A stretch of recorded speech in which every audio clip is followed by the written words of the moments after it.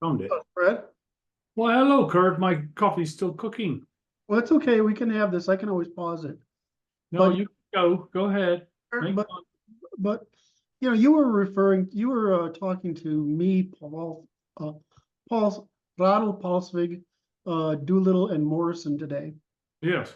right? And I just want to subtly ask a question, naively, pretending it's a naive question, right? When, you have been pretty harsh on me for my attacks on Abrahamism and certain religious sects. And I got to tell you that Rattle and Paulsvig are way worse than I am. Well, we're not in argument. I'm just trying to I'm trying to synthesize their conversation a little bit. This construction of Loxism is interesting to me, and I'm like, it appears to be more sanitary. Okay, so explain this to me, Luxus. Paulsvig talks about Loxism, which is Jewish supremacism. But it appears from the conversation that we had today was that it's specifically organized against white Northern Europeans. And I'm like, that's interesting. I'm trying to understand the conversation and synchronize the conversation a little bit so that we use similar language. That's my intention. The most specific language appears to be Loxism.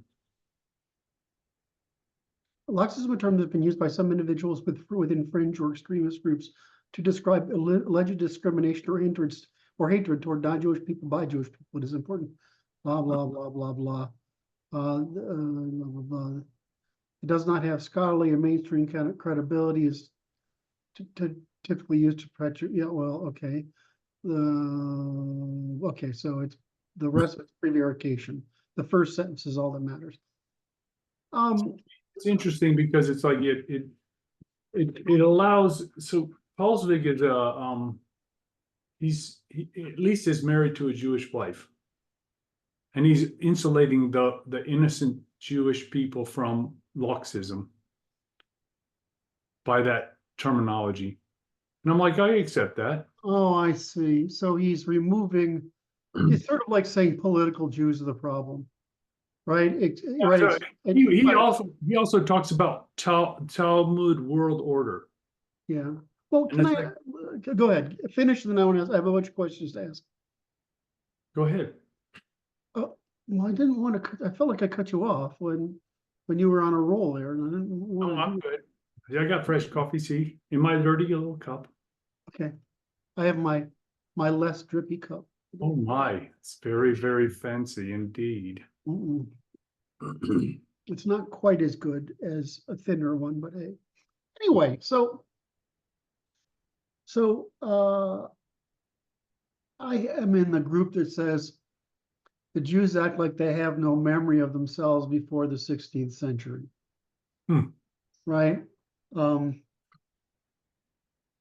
And some people would say it's the 15th century. I would say it's the 16th, but that observation is largely true, right? And they have a very selective memory of their past, whereas we look at our past and every time we make a fuck up, we sort of overdo correcting it. Right. So when I look at Jewish history, it starts out as them being the bottom of the barrel under the Egyptians, right? And the Egyptians train them because they're the bottom of the barrel, so the most dependent on the Egyptians for their status.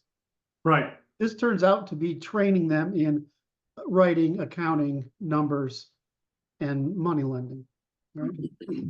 And so this turns out to be a very privileged position, which they then use to prevent. They need the internal group in order to make money work at distance. In other words, this needs to work. however, they are well aware of its usurious enterprise Yes, and completely aware of the fact that it's parasitic, and that's what, the whole Jesus throwing up at the temple and the moneylenders and whatever. yes, But I mean, it was well known that this was the case. So there's a separatism that emerges, right? That always existed. yes, There's uh, there's a separatism and a we're better thing that emerges, yes. right? And then they're defeated in the Roman conquest of Judea. And then, well, I mean, they're defeated every time. It's not, that was just the most recent one. And then they're out in the diaspora, Yes, all over the place. In the early diaspora, they're just trying to survive by this technique they have, which is extraordinary nepotism and in-group mysticism that makes it possible for them to keep outsiders out and insiders in because of the vast utility of being part of this high trust system. It's not that they trust each other, it's that they trust each other more than they trust others, right? So that makes sense to me. The superiority thing, I don't know when that becomes a God's chosen people to us as look how great we are at taking advantage of locals, to what we think of as Jewish supremacy. I know it occurs in the Middle Ages. I know it's present after the end of the Templars, but I have a very poor vision of this between about 300 and 1200. I don't really know what's going on there. And it would take some scholar like Dr. Jones, or somebody else who has that level of knowledge, to help me understand where that came from.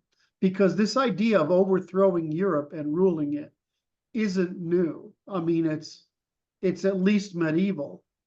And the original reason was that they had the people in the monarchies would keep purging them whenever their crimes achieved yep, yep, sufficient scale that they began to, in other words, whenever the black market, which is the Jewish market, achieved such scale that it interfered with the actual real economy of production, distribution, of trade, of food, good materials, right? And so that would happen.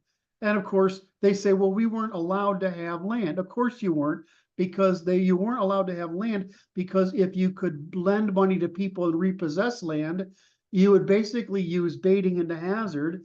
In other words, lend money to people who couldn't afford it, because they were already charging 300% interest, right? That's what they were charging. So, and then they would just end up owning all the freaking land, right? And then the people would suffer, and then the monarchy would have to be in trouble. So that's why they're prohibited from owning land. yes, The prohibitions on them are prohibitions from their use of baiting into hazard. yes. So they built if it's an immoral way to make money, whether it's slaving or sex trade or usury or selling alcohol on drugs and loans on credit, all of it's baiting into hazard. I mean, that's their entire scheme. Now, in Ukraine, they ended up going legit, but even as legit, they allied together against the people or for the state, right? Until the point where the people said, I can't kill the state, but I can kill you. I don't know when this whole thing slipped from the need to maintain group evolutionary strategy to frustration with the condition that they were always being cast out, dispossessed, whatever, whenever they got out of hand, right? And whenever it was made obvious that they have a very serious disdain for labor, Yes, anything productive.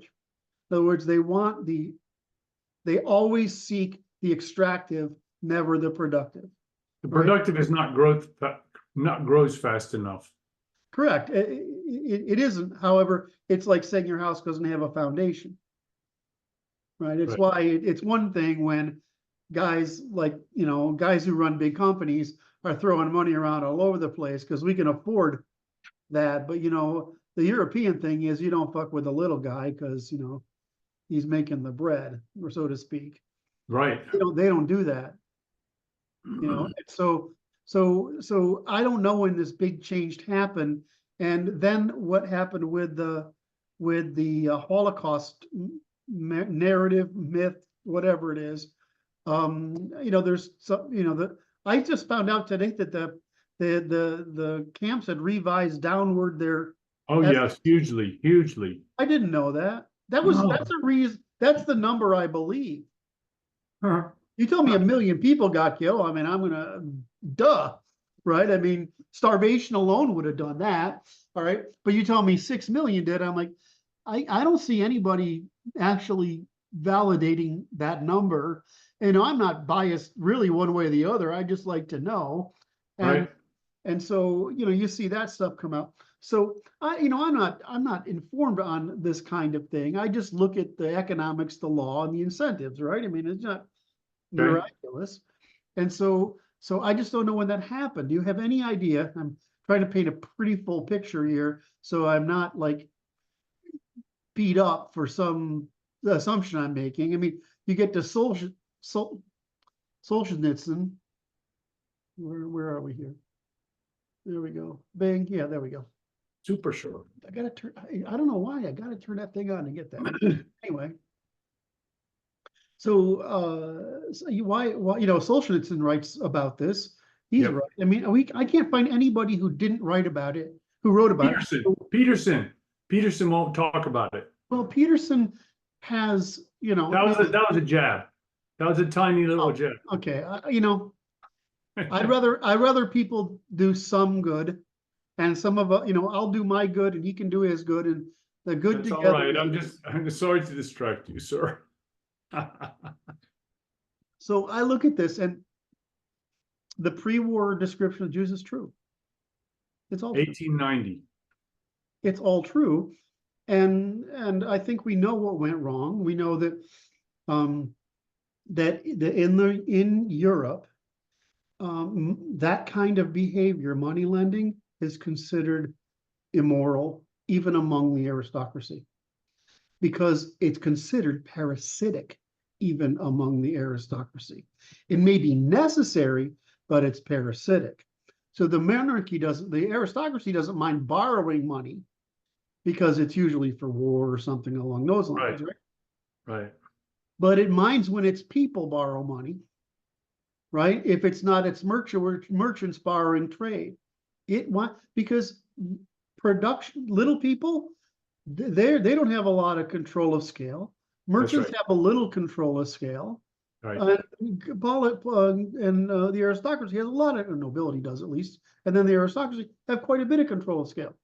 So they all are. It's not like just a mythology made up of, it's a tab that we don't lend money. It's dishonorable, Right, among the aristocracy to loan money. Only bad people do that because it's extractive.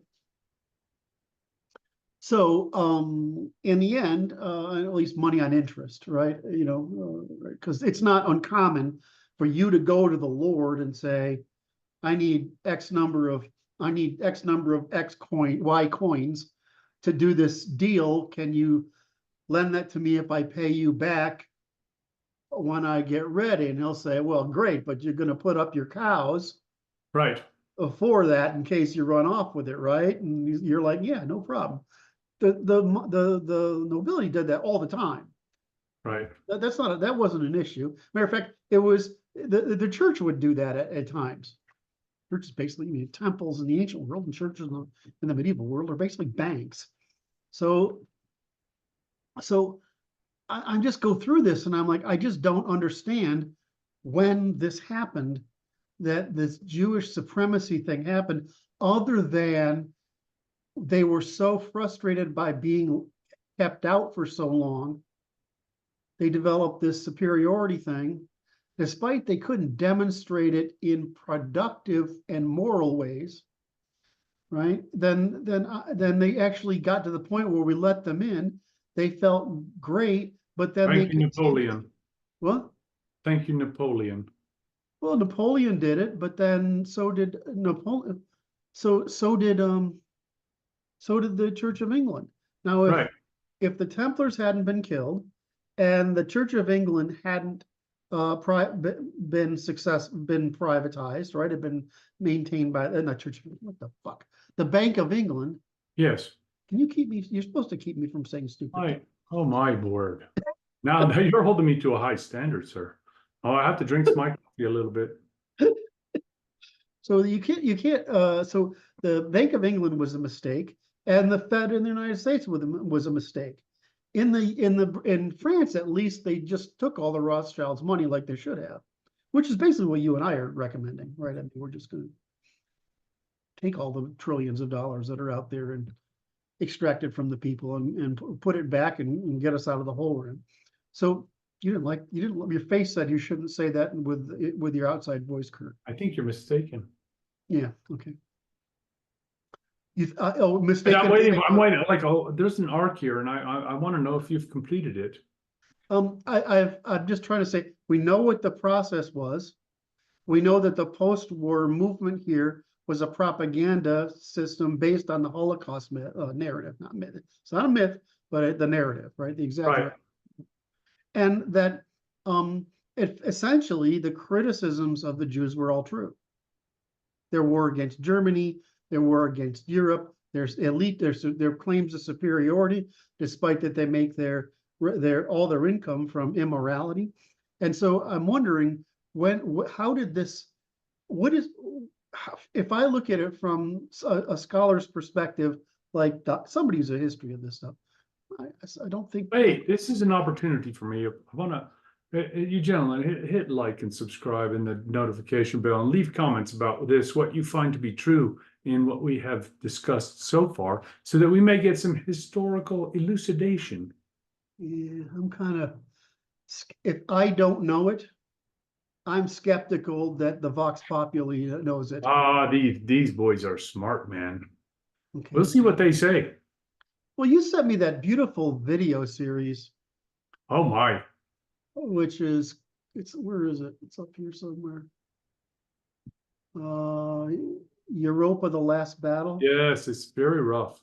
It's very rough. I mean, it's a highly rated documentary, but even that, it's like, okay, well, it's true, but it's true to an exact. I mean, it's not true.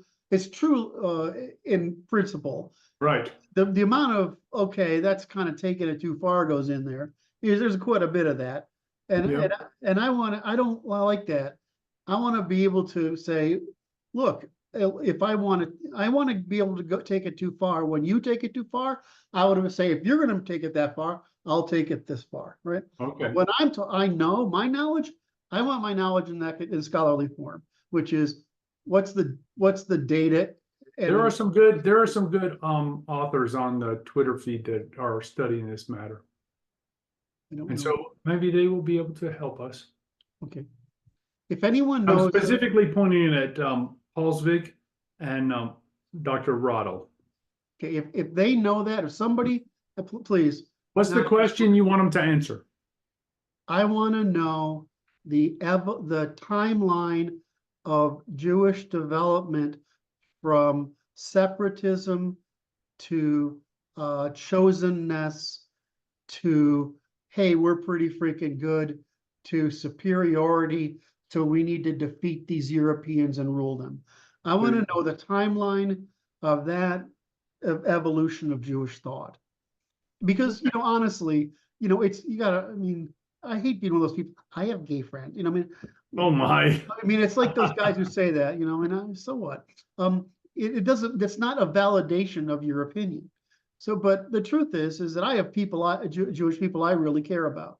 That's right. Rabbi Daniel Lapin, I really can't care about, and I won't mention the other people. He's a public figure, so he knows, right? And he knows who I am, and we've met, and we haven't talked lately, but our relationship is very, Right. very is pretty good.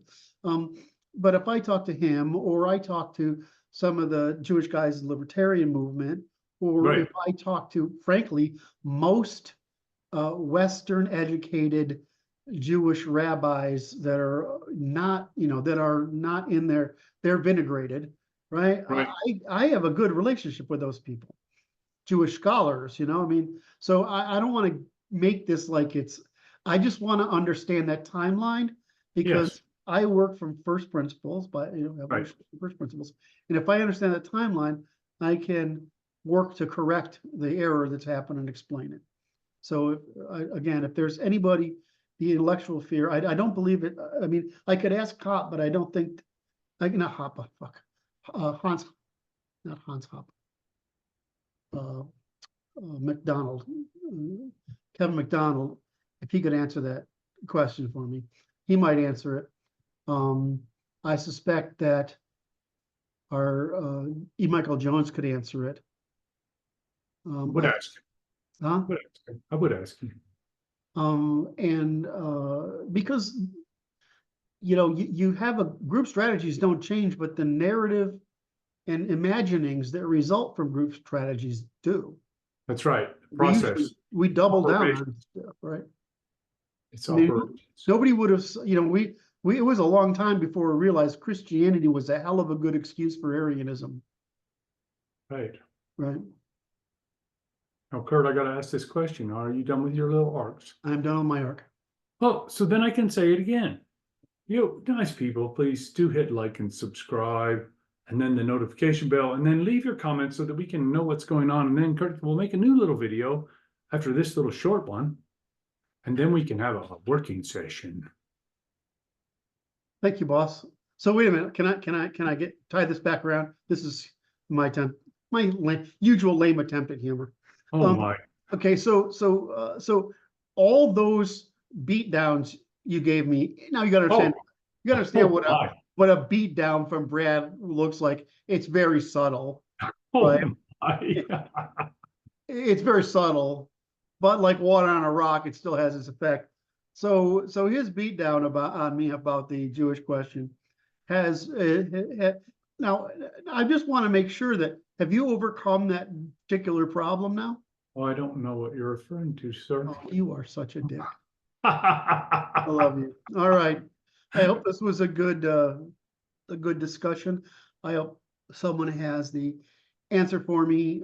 You back there. I see you in the second row. You. Please help. Anyway, I'm Kurt Toulis, Brad Worrell for Natural Law Institute. It's Tuesday, April 30th, and this has been our short. Oh, by the way, which I'm getting criticized for calling them shorts. Everybody else's shorts are a minute or 2 or 3 or maybe 5. We're working there. We're working there. Lord. Our shorts are 15, 20, 25 minutes. And I'm like, well, for us, that's a short. We're working on it. All right. Love you, man. Love you all. Take care. Thanks, Kurt.